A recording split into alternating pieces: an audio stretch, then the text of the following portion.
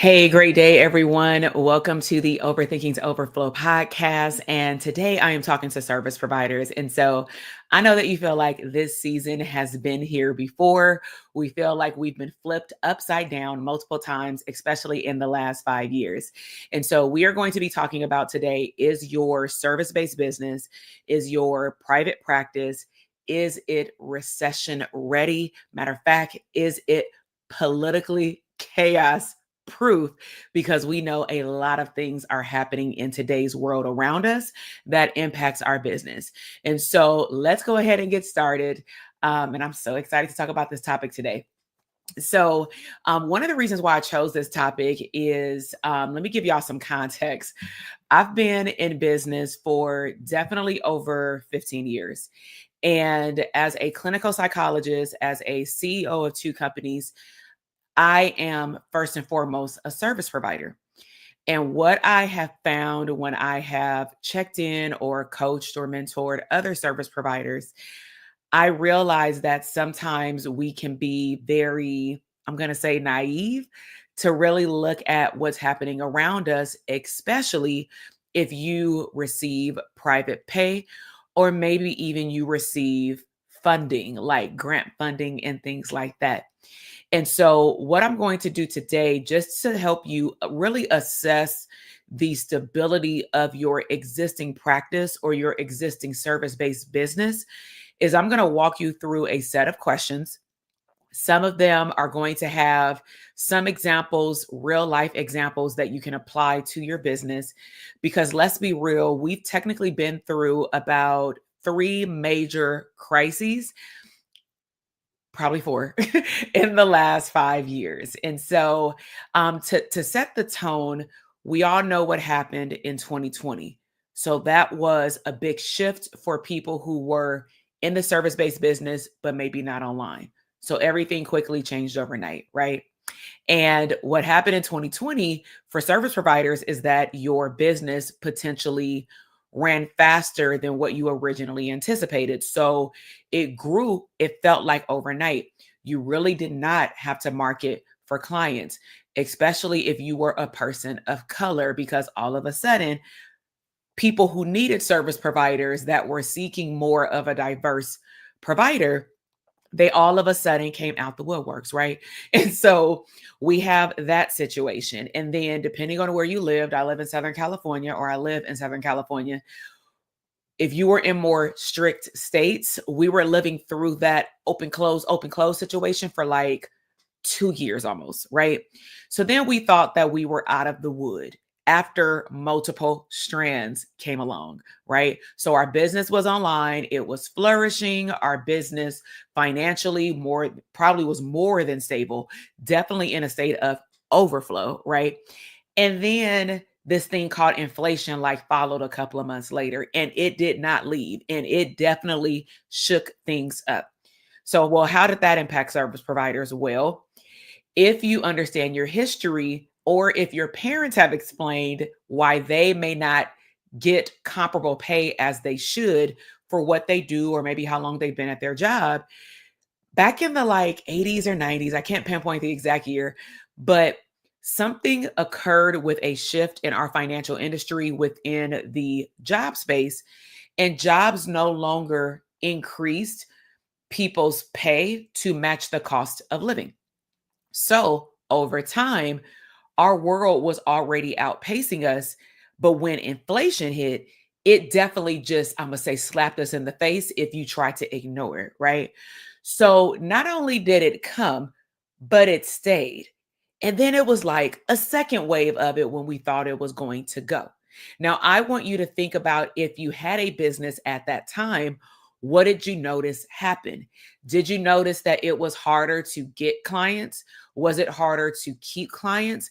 Was it harder for you to market because you had became comfortable seeing clients online? Because let's be real, sometimes when we get a little cozy in our home office, we sometimes may not even go outside anymore.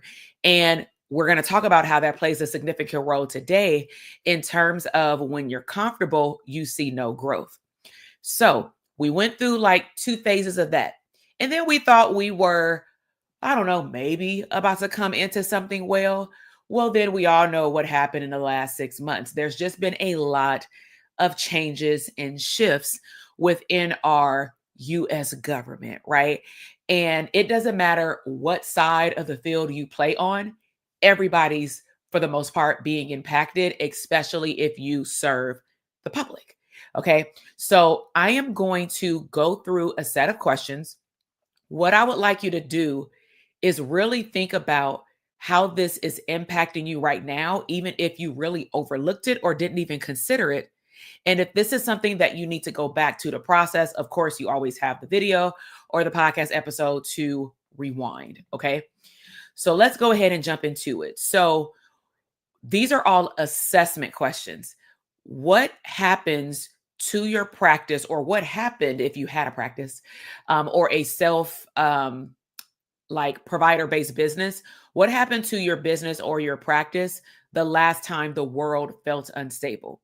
So, going back to the situations that I had mentioned earlier, were you the person where your client caseload quadrupled in a very short period of time and you didn't have to do much of anything? Did your business slow down? Did you leave your job? Did your job shift and you were no longer needed?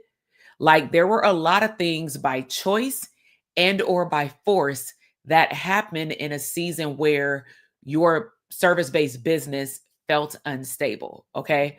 So some things you want to think about in terms of the instability as well is, beyond did you gain clients, did you lose clients? Okay? Did you feel secure when things were unstable with your pricing? Some people start looking at things around them and then you start adjusting your price. And I get that you want to serve a group of people who maybe really need it, but you also have to remember that you also, I don't like to say the word need, but your business needs to thrive in order to feed you, right? So did you also start questioning, well, should I even be in business? Because this is a lot that I have to take on myself. Were you even in a place in your business, if your business was open 5 years ago or 3 years ago, whatever the season was that was unstable? Was your business in a position, in a place where, for example, you could take time off? Or was it so unstable, meaning inconsistent revenue, inconsistent client shows, paying you on time, and things like that? Did you feel like the grind was getting harder? So these are things that you want to think about when you are in an unstable season. Okay. Moving on. How dependent is your service based business or your private practice on external factors that you cannot control? So you may be wondering, like, well, what do you mean? What are external factors? So the group that I see and observe that may be the most naive. And naive is not a bad thing. It's just like it's in your face and you're acting like it's not there. And it doesn't mean that you need to consume all your time looking at and thinking about this stuff, but you don't want to be naive to ignore. For example, it would be naive for me to ignore in business that I have competitors. Like, I have competitors. I need to know what my competitors are doing. Does that mean that I scour their websites all day? No. But does that mean that I need to know what other people in my industry are doing so that I can gauge some things? Yes. So when you look at how dependent your business is on external factors that you can't control, you think about, like, okay, if I'm really reliant on private pay, how may they impact my clientele? So this is how I'm going to call it the second or third degree removed, how we can become naive. Let's just say if I had a full 15 client cash pay or high ticket offer service based business, right? And I'm thinking, like, well, I don't take insurance, so I'm not impacted by the government freezes and things like that. I don't have any EAP contracts, so I'm not impacted if a job shut down. My clients pay out of pocket. I see luxury and premium clients, and that's great, right? Because so do I. However, sometimes what just happens in life is that your client may need to now compete their dollars for actual family emergency. Partner, spouse lost their job. Kid at home, we have no babysitter. Do I pay the therapist for 250 and they've given me enough tools where I could skip a week or two, or do I pay for daycare because I need to go to work? Do I buy groceries and Instacart some things to my parent, or do I go work on my wellness? And I'm not saying that wellness, for example, as a psychologist, is clearly not key and important to our health. But what I am saying is there are extenuating external circumstances that at some point might prevent somebody from paying you on a consistent basis. And it's not that they don't want to, it's sometimes because there's other things that happen in their life. And then something happens in that person's life. You see how the snowball effect happens. And I'm not saying these things so that you can ruminate over the things that you cannot control. But if these conversations start surfacing, you need to have your ears wide open. Okay. If you take insurance, how stable is the insurance with sending you referrals? With the clientele you serve, can they pay their copay? Are the people who are giving you referrals, are you still building relationship capital, or is their stuff unstable? Therefore, y'all not talking. All of things that help you grow your business right now in this day and age has been impacted, whether it's for the good or for the not so great. Okay. Other areas that you want to consider for external factors is like, what happens if a client starts holding on tighter to their money because now they're being more scarce? Like, I don't know what's going to happen with my husband's job. So I don't know if I should really be coming weekly. Can we go to bi-weekly? I'm not wishing this on no one, but let's be clear. These things happen all the time. Okay. Next thing you want to consider is, are you financially, mentally, and operationally, my favorite word that everybody's allergic to because that's the not so fun part about running a business. Your things that happen in the back office that helps you actually stay afloat, right? So are you financially, mentally, and operationally prepared for a slow season?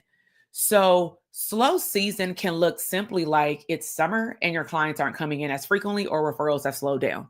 It can be the holidays where it's expected that people are not going to come to session. Now, I'm gonna be honest, if you're a business owner and you've been in business for a year, you should have been tracking, or you should right now, when are your slow seasons?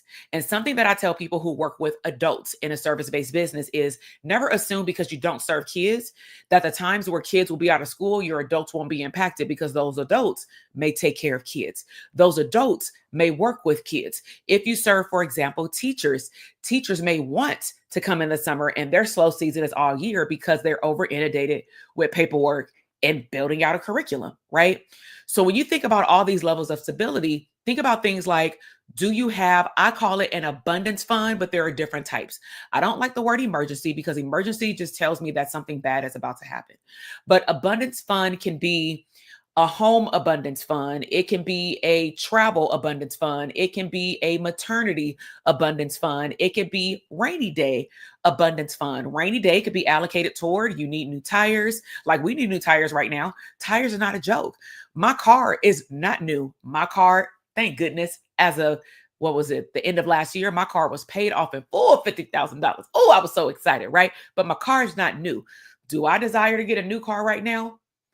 Kinda, but I want a new home right now. So I have to have certain things as a priority and in order, so that if a rainy day occurs, I'm not snatching from my inflow and I can take from that abundance fund. I can take, unfortunately, $2,000 and go buy a whole set of tires. Okay. So tires ain't no joke, but those things shouldn't be creeping up on us, right?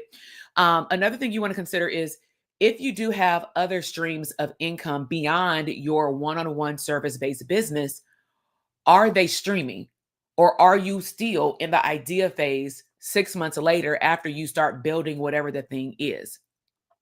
Do you have or are you in a position while you're maybe in an unstable state where you would still be able to see clients, your business would not shut down if you took a major financial hit? Your financial hit could be the, what is it, the insurance payments don't go through and you're waiting on a bulk load of payments. It could be a client has an outstanding balance. It can be something personally happens and you had to shift your money. Either way, these things are going to impact your pockets. They're going to impact how you see the world and how you feel, mental stability. And they're also going to impact you based on how you have things set up, in the back office. So don't ignore back office processes. Something else you want to think about is if you had to take off for 30 days right now, would your practice or service based business actually survive? Right. So some people sometimes don't think about it this way because it's only you in the business, right? But think about it. If your body, it's a book called If Your Body Keeps Score. If your body keeps score and at some point it breaks down, because mostly all people have what we call like micro burnouts. And then some people unfortunately have macro burnouts where your body just is like fight or flight response. I'm over it. I'm done. Either you stop or I will stop you.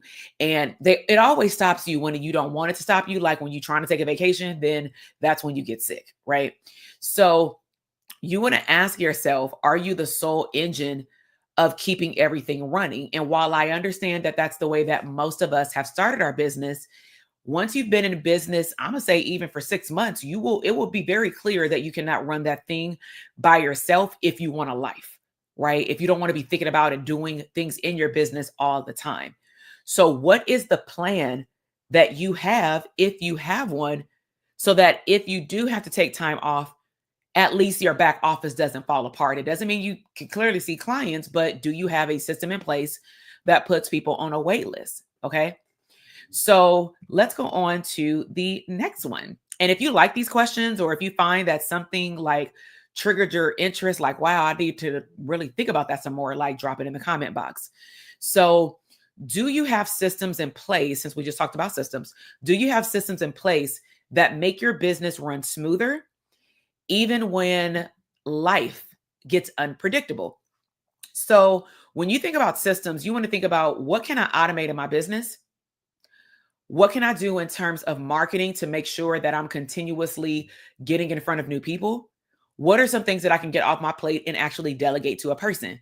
So, what I teach our clients is that there's two levels of delegation. There is the delegation to a system that you can buy that is in lower investment, compared to a person, but you may not be able to personalize it as much as you can do a conversation with a person, right? Um, there are typically in these areas things that are already in your business that you can clean up. So are you doing things manually? Are you doing everything manually, hoping that things will just stay stable? And a lot of service-based entrepreneurs that I've spoke with, that I've coached, they don't say it, but I can tell based off their action or inaction that they are really just hoping that everything continues to be okay, right? So I want to insert something in here around a little bit about like a story that I experienced in my life, in terms of me sharing with you what happened in a Cliff Notes version. So at 38 years young, I went on my venture to get pregnant, right? There were some complications that I had went through prior, like a year and a half before that. And I ended up having to have two surgeries, very invasive, not fun, and ideally not just ideal for someone who had, to me, for myself, done the things in the order that I wanted them, like got married, went to college, got my career popping, like all those kind of things, bought a house. And so when it got to the time where I was pregnant, I was fine. I felt like I had a very, very good pregnancy. But at 5 months pregnant, I went to the doctor for a regular checkup. They said it was some liquid in an area that it wasn't supposed to be. And so they put me on bed rest immediately, even though they didn't call it bed rest. Well, beknownst to me, like I clearly didn't know that this was happening. And just to give you an idea of why your systems need to be in place in every stream of income that you have, even if it's W-2 and W-9, and you being in your own business, is that I had a full caseload of about 15 clients, private pay and insurance based. I also was working at a college in which at that time I was only teaching one class because I knew I was pregnant. But because I was a very small and also high risk pregnancy, I hadn't even told my clients yet. I hadn't even told my college students yet, even though some people had guessed it. Okay. I was also having other streams of income in the background online. So what I was more concerned about is going to my private practice office and going to the college. 2 times a week. So overnight, everything was removed from me. I negotiated with the doctor and they said, you're not on bed rest, but you can't drive, you can't walk, you can't even go to your private practice office, even if someone is going to walk people to your office for them to sit down on the couch. Even if your husband drops you off at the office, you can't go. And I'm like, now she is the one who did my surgery. That's why she was a little bit more meticulous with what I could or could not do. Understandable. So I followed doctor's rules. So luckily for me, I had been in the educational space where I quickly shifted my class to online, and it was already it was actually like the mid-October, maybe even November. I can't remember the exact date, but all I know is that we were probably 4 weeks out of ending the semester. So I just moved their lecture online. Well, little did I know it was preparing me for what was about to happen 3 years later with moving everything online, right? Also, with my private practice, at that time, insurance companies were not allowing us to bill for telehealth.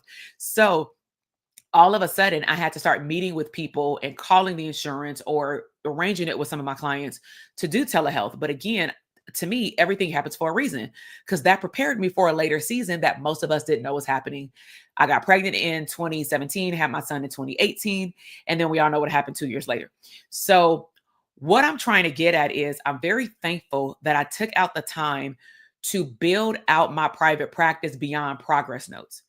I took the time to understand what it means to have systems in place so that when someone's interested in my services, they can go to a landing page, a website, a calendar, whatever I have in place at that time. If I'm accepting available clients, it will be up to date. They will know how to schedule an appointment. They will get on my calendar, etc. Okay. So really all I had to do was notify my clients of the change. Nobody was upset. Some of my therapy clients decided to say, you know what? I need a break. It's good. And I'm like, I don't know how long I'm gonna be out. They were like, I've been in therapy for 3 years. Maybe this is my sign that I need to like rely and trust on the things that you taught me. And those are the clients who actually graduated from treatment when I came back from maternity leave. And that was epic to see because I believe that if I would not have had to take time off and shift my practice to being at home, they probably would have not believed in themselves to go on without therapy. Right. And then some people decided that they wanted to see another therapist who used to work in my group practice, who was also leasing an office space from me in the office because I was a subleaser. Like it was a lot of things going on. Okay. But nevertheless, when life gets unpredictable, are you prepared? That's something you really, really want to think about.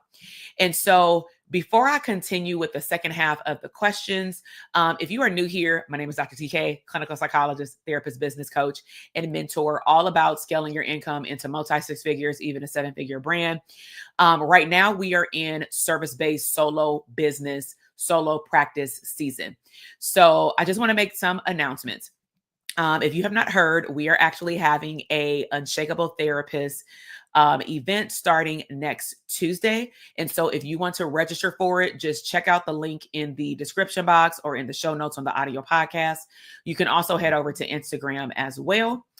And if you also want more help around looking at the things that you would ideally need to build out a multi six figure up to seven figure business with foundation, then you want to check out the description box as well to get access to our private practice business plan playbook. There are a lot of things in there. We have a private podcast embedded in there for you with a link. Everything that's delivered to you is in a ebook. Okay. And so we're really, really excited to be able to give more to the service provider community, especially the therapist community. So let's move on to the next question, which is, are you selling the value of your service-based business or therapy beyond a nice to have expense? Like, therapy is good for you. Having coaching is a great outlet. Like, that's no longer people's necessity at this time. It's keeping their head above water to be able to buy eggs. Okay. Let's be real. And so some things that you want to consider when looking beyond your nice to have to them an expense, even though we know it's an investment, is if your clients are starting to feel financial pressure, not from you, but from whatever's happening around them. Will they see therapy as an essential or optional? Okay. Essential or optional? Are you marketing in a way that highlights the long-term investment of whatever service provider service you have? Like for me, is mental health wellness. Or do you just assume that they'll keep coming because they always have? Like, so that also speaks to what we teach our clients in our private practice program, which is what is your special sauce so that people can see that that literally is the vehicle to get them from their pain point, their problem, to the actual resolution of the problem, right? Like you are the person to solve their problem. If you don't know what your special sauce is, and I'm not talking about a theoretical orientation, that is not your special sauce. If you don't know what your special sauce is, we need to definitely talk, and you definitely want to come to that 3-day training. Okay. So the next thing you want to consider is what's your vision for your business 5 years from now? Now, I don't want you to ruminate on 5 years. I would rather you focus on what's happening in the next 12 months. But the reason why you do want to have a 5-year cloud vision is that your business should be long term. You should be planning on your business staying open beyond 12 months. And so I would hope that you would want a sustainable business. Or are you just trying to make it month to month? Now, clearly your answer may be, well, of course, I want my business to stay open for years and years and years as it grows and evolves and expands into maybe even other streams of income, right? Where I am scaling and I am working less while earning more, right? That's the big dream. However, what you want and what you do are two different things. So there's a difference between ideation and implementation. Ideation and implementation. Ideation looks like, I know that I need to get these things in order, but I'll do it later. I need to do this, but I don't think I have the money. But you can go find the money, right? You can go find the money for the things that you want and start changing your language. Instead of saying something that's going to grow you or grow your business, instead of you saying it costs this amount of money, it's an expense, even though I know it's in QuickBooks and it's logged as an expense. I want you to start looking at what's going to grow you and evolve you over time, whether it be a course, a book, going to a live event, a coach, a mentor, a community, a membership, whatever it is an investment. This right here is free content. This is still an investment because you are using your time to tap into it, watch it, or listen to it. Okay. But you should really be asking yourself, am I showing up as the business owner who is looking for longevity and sustainability? Or am I the service provider who is acting like I got a business on a month-to-month lease, like it can end at any time? So next is, are you positioning yourself as the expert in the field? So that's one of the bigger things that we're going to be talking about in that 3-day training series is how important your personal brand is. Now, when I say personal brand, I don't mean you as a person in your personal life per se, unless that's part of your brand. What I mean by that is my family is part of my brand because the way I advertise is focused on, like an airline, the destination. I don't really advertise the journey, but the journey is spoke about when I do a training series, when someone wants to mentor or coach with me, because they need to know the mechanism, the vehicle, my special sauce that's going to get them to the destination of the island. But where my family plays a role in that is like when we go to Disney World, when we do fun things, everybody don't have to like Disney. Nobody has to like Disney. I don't showcase the videos. Let me be clear, for Disney. I'm not a Disney creator. I'm a business owner that enjoys going to Disney because that is my fun and exciting place for me to become creative, for me to spend time with my family, for us to smile. And let's be real, as soon as I go into the parking lot, or if I'm in Florida and I go through them big old blue gates, the other world don't exist. Your girl is happy. Your girl becomes creative. I'm creating content and my family is enjoying the things that I have put into my business to work for us. So we focus on this podcast on abundant lifestyle, having a life first business. So I like to insert that because sometimes you may see my family trips pop up as a whole 8-part vlog series. Don't get turned off because I can guarantee you, you will have fun watching the videos. But more importantly, I'm showcasing what you can do as a wife, mom, business owner, and have a life. Okay. And so I just wanted to say that because I think that some people get it twisted and they only want like the trainings like this. And there's only so much information your brain can take without you being motivated to implement it. Okay. So are you showing up as the expert in the field? And so you want to know that there are different levels of branding. We'll talk about that. Okay. So you want to also consider that in times of uncertainty, like right now, right? People are looking for trusted voices. we are in what's called a trust recession. So, are you taking out time to build your brand so that even through tough times, your clients will still seek you out? Matter of fact, can they even still find you, right? Or are you just hoping that people will stick around once everything gets better? I mean, at this point, we don't even know when whatever we're going through right now, at least in the United States, it's going to get better and when. Okay. Next is, what's one area of your business that you've been avoid fixing? Now, you should probably know what this is. It probably popped up into your mind as soon as I finished the question. So it could be something simple as, I never raised my rates at the beginning of the year like I was supposed to, like I said I was all last year. It could be getting help in your business, like mentorship, somebody actually looking at your business. Okay. It can be creating, if you're in the digital product space, a digital product for some type of, I'm gonna say background income. I don't say passive income when it comes down to digital products, because you still have to market it. Now, can you make it one time and it makes a lot of money if you market it? Yes, right. If you develop a marketing team, can you step back and scale it? Of course you can. But typically in the beginning, you are actively out there talking about your product or your service. Okay. So whatever it is that you are avoid fixing, why haven't you done it yet? Okay. And how much are you willing to wait? So something that I often will talk about in like sales psychology is objections, right? So an objection is a limiting belief, and a limiting belief is a thought that you have made true in your head. And everybody got limiting beliefs, right?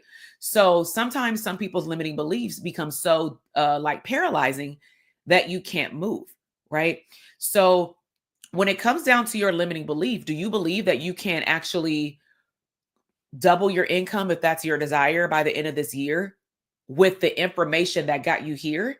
Because there's an old saying, whatever got you here will not get you there. That's very much like you saying, my K through 12 high school diploma or GED is what's going to be going to help me graduate from college. And whatever helped me graduate from my 4 year, I don't need no other skill set to graduate with my master's. And whatever I did in my master's, I don't need no additional skill set. I don't need no additional statistics to understand how to write a dissertation.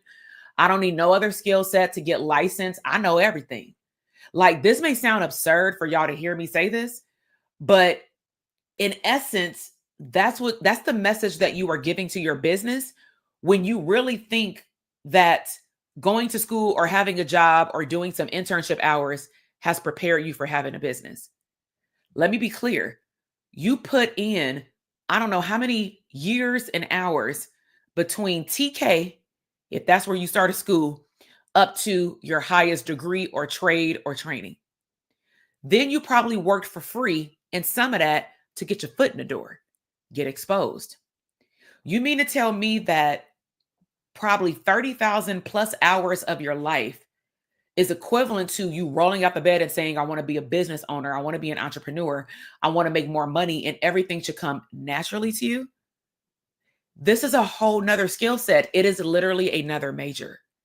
So I just need you to check yourself if one of your beliefs that you may not have thought was limiting I'm highlighting is limiting you, because you truly believe that the skill set that you had in another degree is automatically going to be transferable skills on the whole other side. This is why our business does not grow. Okay. So, next question is, what's your next step to make your service based business or your practice truly profitable and resilient? So, you definitely don't want to entertain hoping things will get better, because that isn't a strategy. I'm just going to wait and see if God will drop something in my lap. That's a prayer, not a prayer can be a strategy. Don't get me wrong, but faith without works is dead. Know all the parts of the Bible, quote all the scriptures. I'm not here to quote a scripture. All I'm saying is, don't try to side with one part of your higher power principles and you don't want to adopt the other ones, because you have to do the work. If you tell him, hey, give me a nudge, give me a sign that I'm on the right path, and he did, and then you like, it ain't big enough. Well, It also says that he's not required to repeat himself. He's not required to repeat himself. So you got exposed and you better use it. You got that nudge saying, do this as the next step, and then I will give you the next step. It's literally like, what is it, the golden brick road? Like when you take the next step, the little next brick will appear. Then you take that one, then the next one will appear. That is how most people that are very successful in business, and I'm not just talking about money success, I'm talking about lifestyle, abundance, wealth, mindset, successful. That's how we have built our businesses, is we didn't have everything planned out. We had a desire, we had a vision, but we did not know how every step was going to pan out. So you have to get out of the hope stuff, okay? So, these are, as I went through these, it was a total of 10 questions. These are not just like business questions, right? Let's be real. They're very much survival questions for your business in this day and age. Okay. Because the reality truly is nothing is guaranteed. And you should have learned that if you've been woke for the last 5 years. Nothing is guaranteed. So we don't know what's about to happen in politics. We don't know how the economy is going to shift and move and work for us or against us, because I'm always looking, honestly, for the up and up. So there's plenty of social media quotes that I love, but I'm going to paraphrase one. Like, you could be the person that hoops and hollers about how things are working against you and our people. And I get it. Like, ain't nothing wrong with having a little vent session. But just like I tell my therapy clients, there's nothing wrong with you feeling depressed. There's nothing wrong with you being angry. It's a matter of what you choose to do with that emotion. Are you going to hold on to it? Are you going to simmer in it?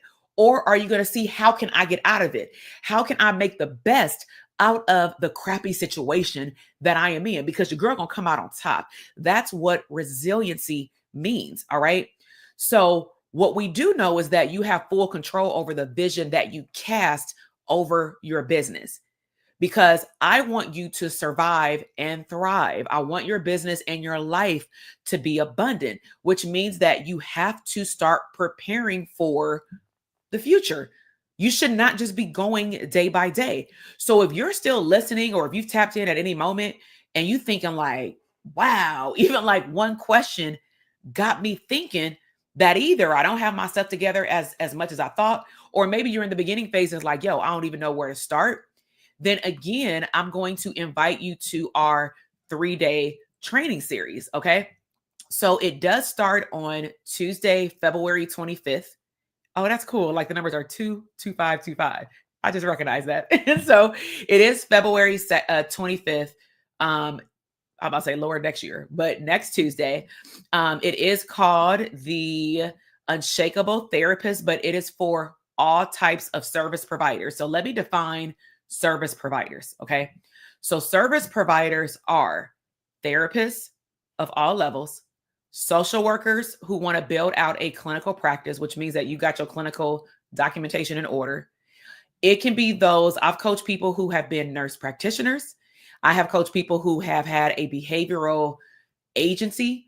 All I will say is that the focal point should be on a solo business. It doesn't mean that if you are striving or you have a group practice that training won't be beneficial to you, because a lot of parts will be. But also, I'm going to be making some announcements around what some of y'all have been asking me for, but I'm not going to release it right now. I will release it on day 3. There has been something that has been asked of me for 5 years. And we are going to unveil it on day 3. All right. So if you want to partake in understanding branding, understanding how to position yourself as an expert, as a solo provider, if you want to think about, even in detail from what we talked about today, what does it mean to have an operable business in the back so that you can live your life out loud in the front, then I would highly encourage you to head down to the description box or the show notes, check out the link, register. Yes, there will be a replay. The replay will be very limited. Yes, you have to register. No, it will not be live streamed for the public on YouTube. Will it be easily accessible where you don't have to show your face and you can sit in your pajamas? Yes. And if you cannot attend at the live session, which I would highly encourage you to try to do so for the sessions, then make sure that you capture the replay as soon as possible, because it is not going to stay up. It is not going to be published at one point on YouTube or the audio podcast. All right. So I really hope that you've enjoyed this live podcast episode. Please make sure to subscribe to the channel, like this video, and let me know what was your biggest takeaway, because you have made it to the end of the podcast and I definitely want to celebrate you. So let me know, what was your biggest aha moment? What was your biggest takeaway from this live stream podcast today? And I will talk to y'all in the next one.